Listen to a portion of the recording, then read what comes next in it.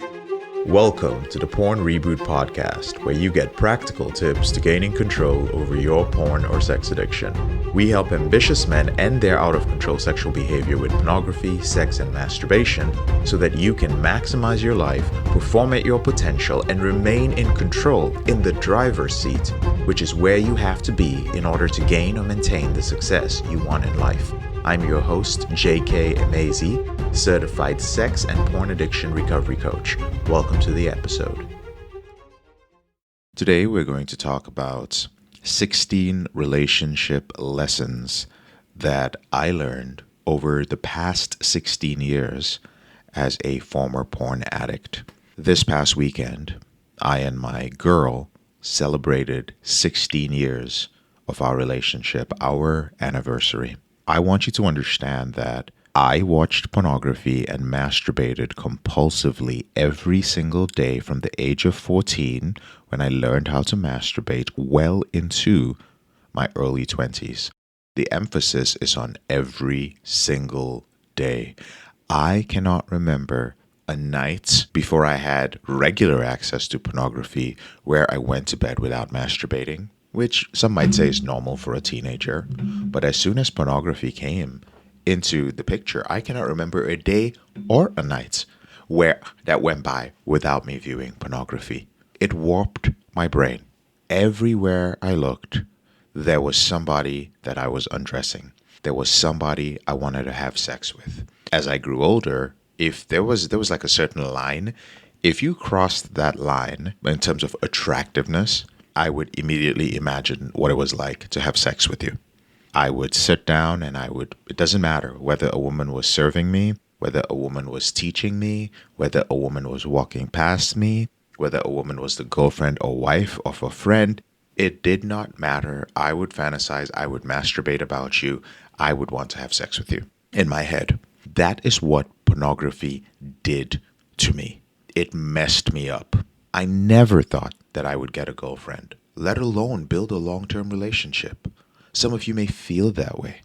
I would see men with their partners, specifically, and let's get real, man to man, I would see men with beautiful partners, objectively attractive women, and I would long for that.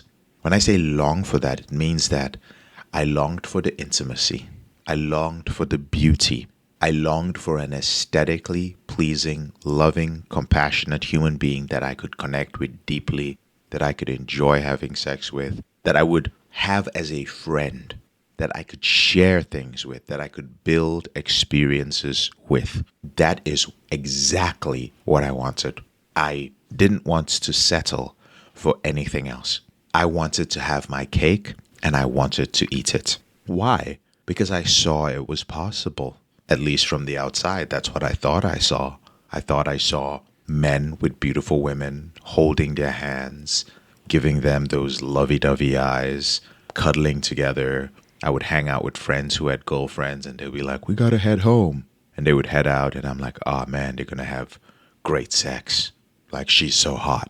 That's what I thought through my early 20s and in my teen years. And here I am. I'm just a fucking loser, just jerking off and getting on Craigslist and paying cam girls and just being a fucking loser. But I've been in a relationship with a beautiful woman inside and out. I've been in a relationship with a wonderful human being for the past 16 years. And so here are 16 lessons that I've learned. And I want you to note, as always, you're probably going to disagree with some of these lessons. But let's be honest, like, who gives a fuck? I'm just a happy guy on a podcast. I'm running my mouth in the hopes that some men who are listening, who are struggling with their behavior with pornography and sex, might learn a thing or two. Not here to argue with you. But most of these lessons were learned from both of us. These are not just my lessons from a relationship. These are our lessons from a relationship. And they were learned from watching other people in relationships, other single people we knew, our individual and mutual friends, and not making the mistakes they made. In addition to that, I saw thousands of married and single clients over the years, and I saw a pattern in their relationships.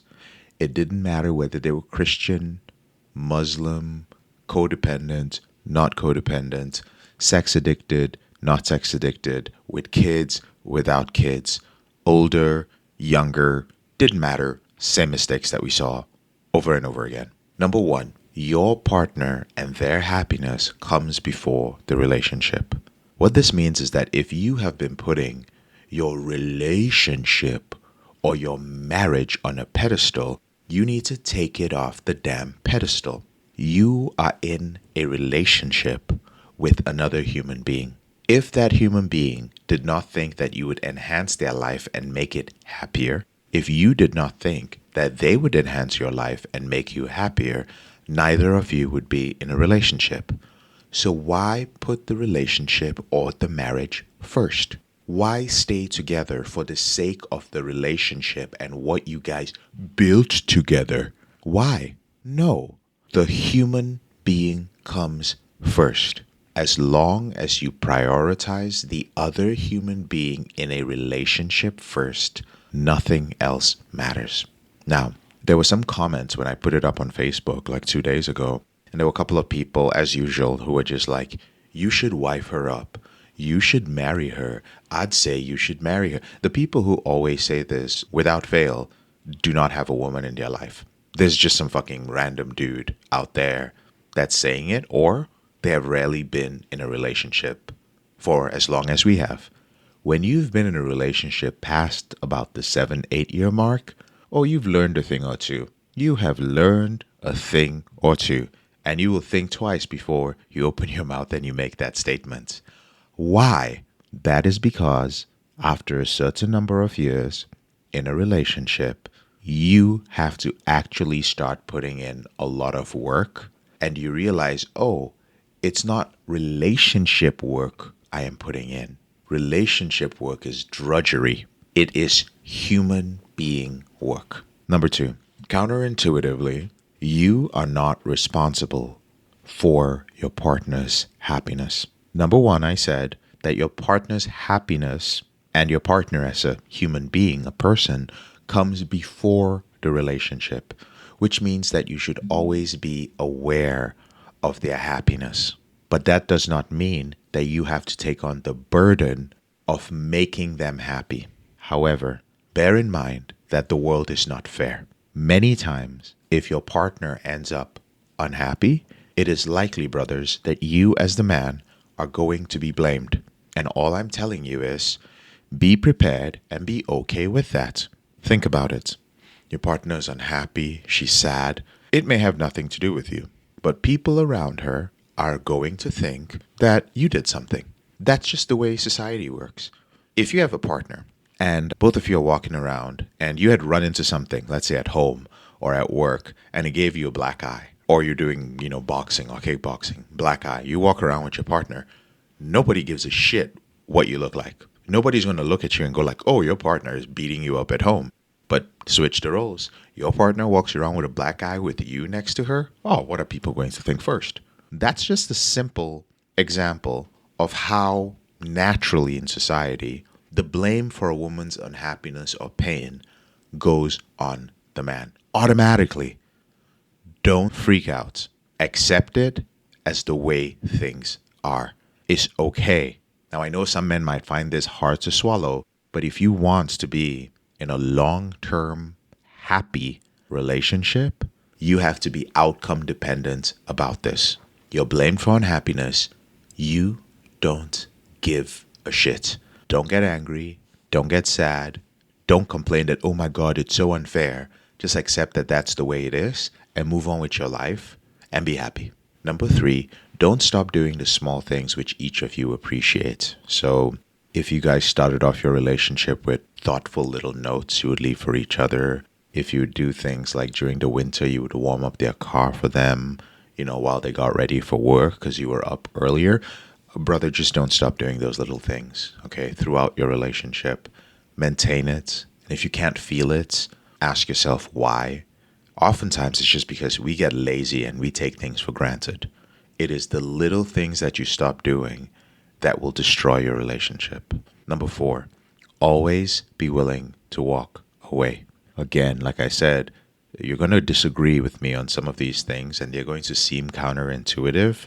They have worked for me and they have worked for many of my clients. Commitment doesn't mean that you have to stay in a dead relationship. You have to define your own values and standards, and your partner should know what your values and standards are. And always be willing to end the relationship if those are not being met. I and my partner have had these conversations about what our values and standards are, and we work towards them. We are both willing to walk away from the relationship. This doesn't mean that it wouldn't be hard or painful or that it wouldn't be maybe even traumatic to do, but we understand that we are willing to do that. As a result, neither of us take the other person for granted. It also raises the standard for who you could potentially be in a relationship with. You're already with one person. But brothers, how often do you see both people in a relationship being willing to walk away? And you might be, well, how do you know both of you are willing to walk away? Let's just say over 16 years, this relationship has died a few times, which is not another point, not really very important, but I think you should know that long-term relationships are not always perfect. There are moments where the entire relationship is at risk for one reason or the other. Somebody growing faster than the other, somebody changing and having different priorities, physical changes, hormonal changes. There could be so many things. But both people have to be willing to come together and have an honest conversation about whether they want to revive it, whether it is worth it or not. Unfortunately, sometimes that is not the case. I think there's also a tiny element of luck when it comes to relationships. And I will say that I have been lucky enough to have a partner, not who said, I want to be in a relationship with you when things died, but who said, you know what? We've had a pretty cool 7 years together. It's pretty cool, and I could move on to do something else. I really could. But I want to see if this relationship will evolve and become better if we try again. And I was like, cool. I feel the same way. Let's try. Was it hard? Extremely. Was it worth it? You bet it was. Number 5, talk to each other first before seeking external opinions. So, within your relationship, before you have your mom, your friends, or your therapist in your ear, please be certain that both of you have communicated to each other, with each other, to the fullest extent possible before you go talking to other people and getting their opinions. Max it out together first, despite strong emotions. Number 6, don't put every aspect of your relationship out in public. It is nobody's business. Define your ideal relationship, then do what works best for you. Number 7, have sex. Have a lot of sex. Listen, gentlemen, if she is not orgasming, you are limiting your relationship potential. And if you are addicted to pornography, then she's not orgasming as much as she can. If you have issues with this, with sex due to your PIED, porn-induced erectile dysfunction, or other health issues, we can help you. So feel free to reach out. But define your sexual life and please ask for what you want early. I defined my sexual life I did not define my sexual life based on what society dictated. I defined it based on my reboot and what I knew about my sexual desires. I then communicated those needs to her, and we both found ways to get those needs met. Number 8, look good for yourself and for each other, which means dress well. Like dress up, even at home. A little spritz of cologne, even while you're wearing your lounge clothes at home, makes a difference. Sometimes wear a collared shirt at home, and this extends to your own physical body. So many men turn to pornography when their wife puts on weight. Listen, women's bodies are different from ours. So be understanding, be supportive. When your wife has a kid or your partner has a kid, she's going to look a certain way. Through different stages of her cycle, she's going to look a certain way. Sometimes she's going to hold water, sometimes she's not. But a lot of men are scared to communicate how they feel about their partner's weight. My suggestion has always remained the same. Make sure you do not look like a slob. If you want a partner who looks a certain way, brother, get your shit together and look a certain way yourself. and then gently invite her to be a part of what you are doing. Invite her for a walk, invite her for a run, invite her to the gym. Doesn't matter how many times she says no, because one day she's going to see some stuff on social media. One day she's going to make a new girlfriend who goes to the gym. One day she's going to talk to one of her girls who's just like, oh my God, my husband is super into fit girls and, he's all over me. One day a seed is going to be planted, not by you. And that will be the day that you so happen to say like, hey, you can come to the gym if you like. And she goes like, yeah, sure. And you're like, what the heck happened? You may never know what it was. But because you kept gently inviting here and there, she came with you. Listen, I love my girl, regardless of her weight. It doesn't matter. But at this point in my life, there isn't going to be much sex if she's overweight. Now, she knows this and she accepts this. So we both strive to look as good as possible for ourselves first, and then next for each other and the world last of all. Number 9, and this actually deserves its own point because I had an experience with this, or 2 experiences. Never tell a woman, especially if she's a Western woman, to her face that she's fat. I'll say it again. Never tell a Western woman to her face that she is fat. I have uttered those lines twice in my life to 2 different women, and there's not even enough space in this podcast to talk about the shit that happened to me. Some of you already know on both of these occasions, but they were pretty rough life experiences. Number 10. If you grew up with a lot of insecurity around women, if you wanted more experience and you never got that experience with women, please do not get into a relationship until you have resolved this. And if you suspect that maybe you settled, oh, my high school or my college sweetheart, you settled for an arranged marriage, you settled for the cutest girl that you ever dated, as the main criteria for this, then it's absolutely okay for you to sit down and examine your relationship. If you're not going to give your relationship 100%, because both of your heads, the one up and the one down, are somewhere else, then, you're really wasting your time. The good news is that within the porn reboot system, I teach something called rewiring your brain to monogamy, because it is possible to do so. Again, gentlemen, being in a relationship with all these unfulfilled desires and trying year after year to suppress them, to overcome them, to if I quit watching porn, I'll stop being attracted to other women. If I pray more and I'm more committed to my wife, I'll stop being attracted to. I am sorry. This is how God made you. This is biology. This is nature. It is there. And unless you learn how to rewire your brain or you address these issues head on doesn't mean go out there and have sex with a bunch of women, by the way, but there are ways to do it even if you're in a committed relationship, which we can show you in the program. Unless you address these things, they will haunt you as long as your dick works. Number 11, have your own work, your own profession, and your own mission.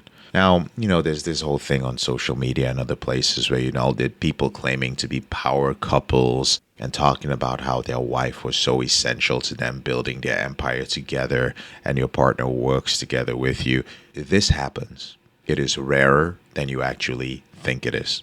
90% of the time, it's smoke and mirrors.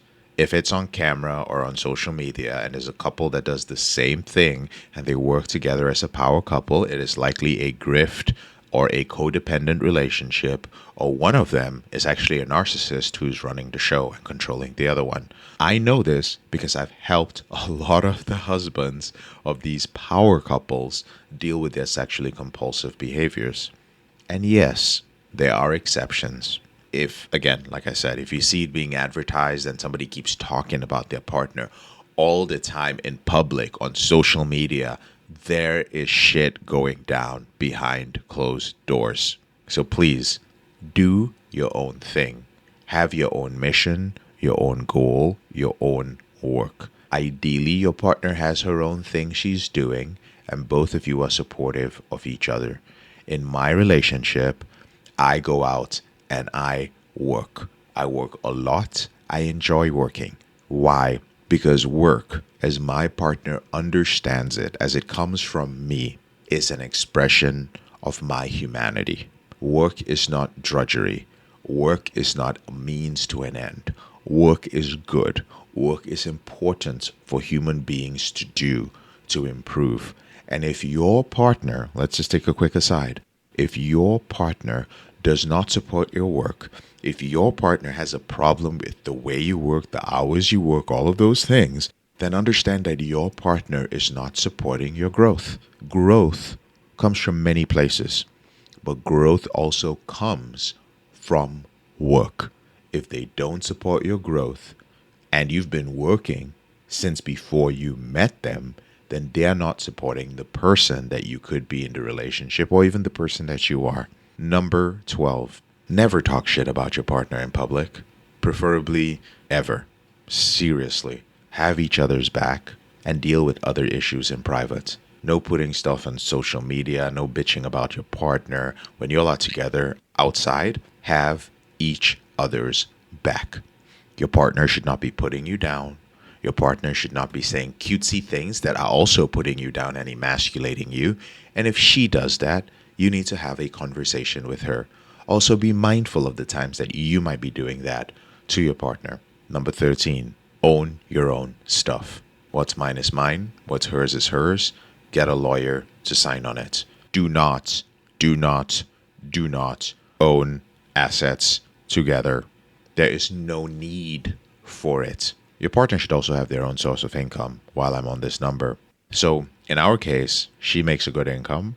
We don't actually split anything. So I pay for all our living expenses. I pay for all our travel expenses. And she takes care of her own stuff, like her own personal care, her own insurance, all those things. So find what works for you. I'm not saying you should do that. I'm just saying that if I'm going to be with a woman for the rest of my life, I'm not splitting shit with her. I'm a grown man. I'm strong. I'm a winner. I make it. I create. I provide. That's the way I was raised. Those are my values. And I'm taking care of all of those things. Not because I'm blindly doing it, but also because she's providing me with the things that I need on the other hand. So find what works for you. I know some people see this as a sign of commitment. And what I mean is that some people get into a relationship and they're like, oh, I'm going to show my partner that I am committed to them by not signing a prenup. I'm going to show them that I really care for them by putting both our names on the house that I'm paying the mortgage on. That is not a sign of commitment. That is a sign of financial dependence. That is, if somebody says, I'm not signing a prenup with you, if somebody says, if you truly loved me, you'd put both our names on the house. No, no, no, no, no, no, no. None of that is happening.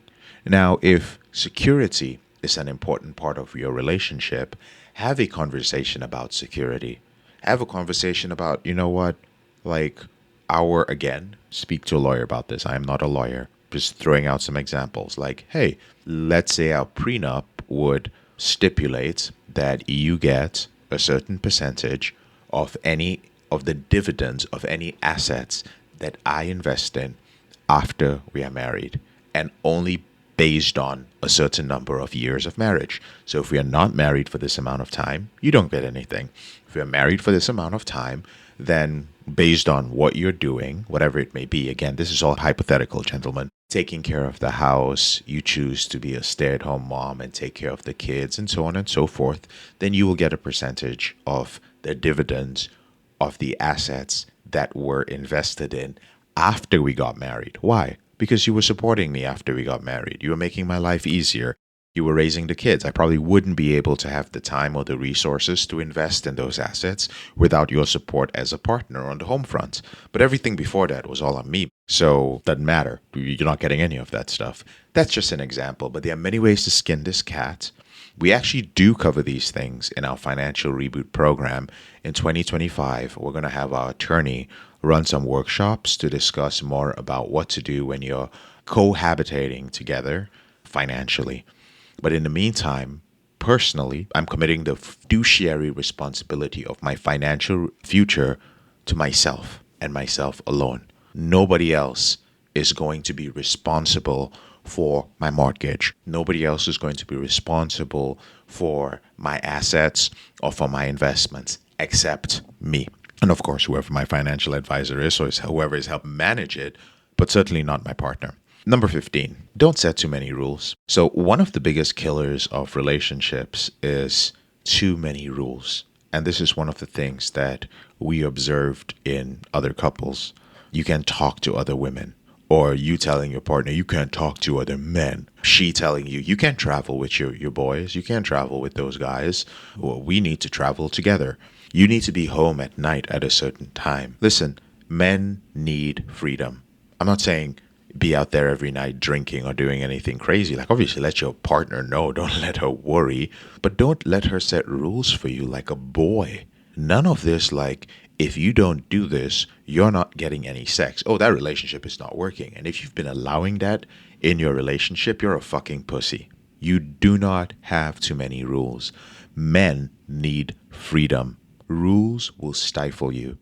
And they're going to lead, all those rules that stifle you and box you in will lead to unhealthy outlets. Things like compulsive porn use, video games to compulsion, food, or substance use. Cut down the rules. Stop living in fear of the rules. Sometimes these rules are imposed verbally, and sometimes they're not imposed verbally. They're imposed by ways that you might be manipulated, like the silent treatment, like pouting every time you decide that you want to do something for yourself or you're not going to spend time with her because you need to blow off steam. Listen, have conversations about this and cut the rules down. Finally, put your mission before your relationship. Your mission in life, your purpose, whatever you want to call it, comes before your relationship. Now, personally, I do not trust men who claim that their only mission and purpose is their family and their kids. Not because they're lying or because it's a bad thing, but because those men are being irresponsible. And if you're that irresponsible, I can't trust you with certain things around me. Think about it for a moment. If your only mission is your kids and your family, I want you to understand that human beings change. Your kids are going to grow up. Statistically speaking, your kids are not going to feel like they owe you anything. Your kids, all you need to do is go to any retirement home. That's all you need to do. Go to any retirement home. You will see that these people are not being visited. These people are not being seen by their kids when they're near death. These people are dying alone in the hospital, or their kids are showing up just to make sure all the paperwork is done. You cannot make one human being or a small group of human beings your only mission in life. It has to be something for you. And when I say for you, it means like, yeah, your mission might be to do something for humanity or to do something for other people. But it cannot be for your family and your kids alone. The final piece of this is that if you keep doing that and you're just like, no, I don't believe that. Like, I'm a man. My dad gave everything for our family and I'm going to do the same. Listen, you will find resentment from the people that you love the most at the end of that road. Let your children look up to you. Let your partner look up to you and see you on a greater mission than them. Doesn't mean you don't love them. Doesn't mean any of those things.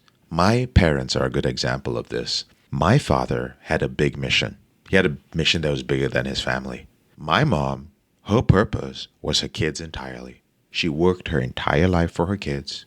She gave up everything for her kids. Her entire thought was her kids, her kids, her kids, her kids.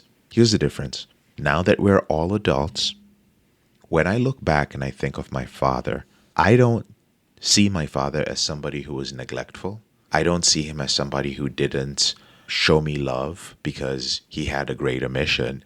In fact, he was a great example for me because I watched him. I watched him work. I saw he prioritized work. I saw he prioritized mission. He talked to me about his mission. He spent little time with me, but he went off to do what was necessary. And I admired that. And I wanted that. My mother, on the other hand, sacrificed greatly for me. I would not be where I am today without my mother, mostly. And yeah, that was a slip there too. Also, without my mother's financial help in my broke years, in my late teens and early 20s, her sending me money all the time. But at the end of the day, her entire purpose today is still her children. But she's not our purpose. We love her. she will be financially taken care of for the rest of her life. But because she's not my purpose, I ain't talking to her every day. I have no need to do so. I have no need to do anything with her except spend some time with her when I have it because I have a greater purpose. The same goes for my sisters.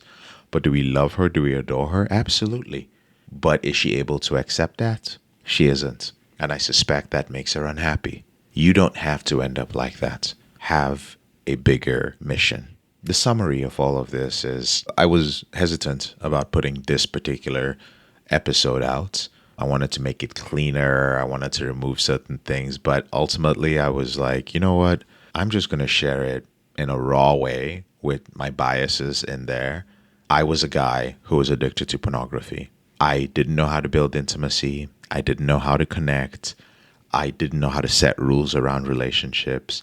I didn't know any of these things.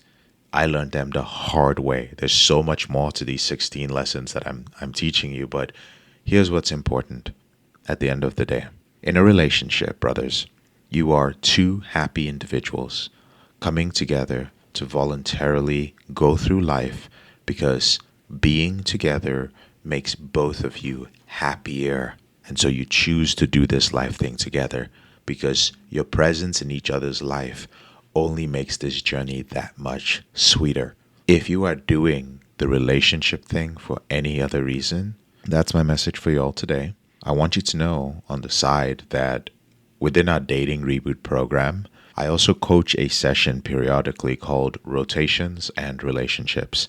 And this is for men who are specifically seeking long-term intimate relationships, which are not based on the traditional get married, buy a house, have kids, get unhappy, watch porn and get fat, stop having sex, tolerate each other, have an affair, divorce as soon as the first kid is off to college model of current relationships. So if you'd like to learn more about that and more about how to build a sustainable relationship that's filled with great sex, where both of you respect each other, that is stress-free, that does not have too many rules, where you can go off and do your own thing, she can go off and do her own thing, and both of you love each other very much, and both of you make each other happier, and this gets better year after year after year, then you might want to speak to one of our reboot strategists and get a little bit more information about the Dating Reboot program.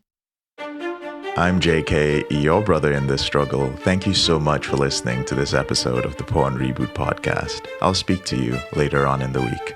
If you found this episode helpful, here are 4 ways I can help you with your out-of-control sexual behavior for free. The first way is to grab a free copy of my book, Confessions of a Porn Addict, 7 Secrets of Porn-Free Men at elevatedrecovery.org, or visit the link in the description below this episode.